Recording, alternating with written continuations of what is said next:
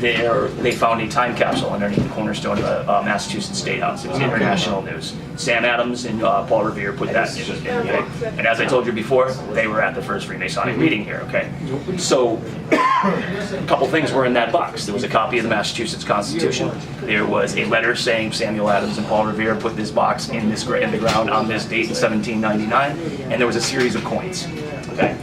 Now, I believe what he was trying to do was show the lineage of coinage in the United States of America. So, the oldest coin in that box was dated 1652. And I'm like, all right, well, I've proved that those two gentlemen who put that box in the ground were at the first Freemasonic meeting here, 105 years after 1652. And I'm like, I would love to link that coin back to this house, because 1652 is kind of a weird year, but it's like, I preach it every day. So I'm like, all right, so this took me about 9 months after I found this out, right?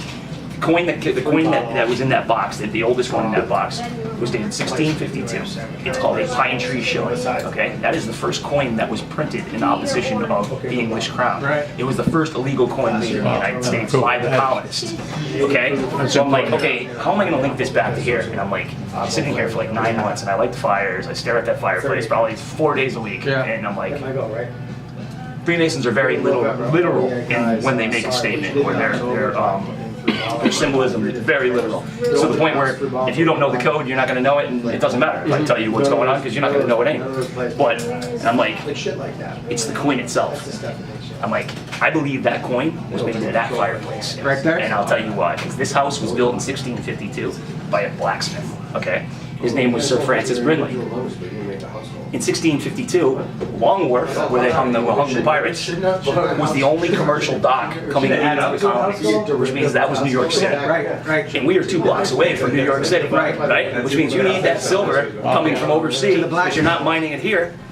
Okay, so I'm like, I'm going to link these 2 guys somehow, right? The gentleman who owned that wharf was named William Coddington. The gentleman who owned this house was named Sir Francis Brindley. Both of these gentlemen were Freemasons, which means they would have been making that coin. Okay, now I'm like, okay, I would love to link them together somehow. William Coddington is his brother-in-law, Sir Francis Brindley. He married Anne Brindley, okay? And I'm like, all right, these 2 guys are 2 of the richest guys in town. This was built as a blacksmith shop, because if you look at those fireplaces, there's 5 fireplaces that go to 1 chimney chute, which means you can generate a whole lot of heat in the center of that fireplace. And I think that's why it was built that way and intended to be that way, because he wanted to be able to do his work as a blacksmith in his home in that fireplace. Okay, this place was never a blacksmith shop.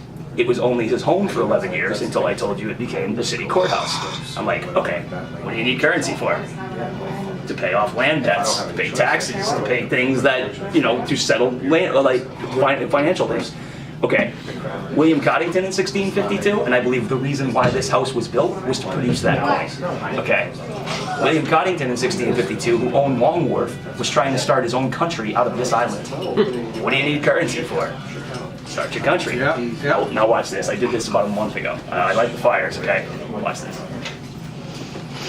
There's an indentation in the center of this fireplace underneath the hood, right? It's about this big. It's almost like the opening of the furnace or a pizza shop. But there's a wall, literally a wall. Right? So I'm going to knock on that wall. Watch that. See. Which for me was 25. It's high. It's hollow. Hollow. There's a hollow concrete wall in that fireplace that was built by a Freemason in 1652. And it's never been opened? Not that I know of, no. And I think that's not only the furnace. I think the reason why was because they were making illegal coins. Right. And the British soldiers were walking through this place all the time. Right. So literally, that's the perfect wall of cover, isn't it? Right. You stand there, they walk in the door, you light a match and throw it in the fireplace, and they're not going through that wall of fire. Done. Right? That's amazing. Pretty positive. And a week ago, they just found a pine tree shilling over on the battlefield over by First Beach. I'm like, that proves distribution was happening right here. It was happening. Yeah, that's amazing.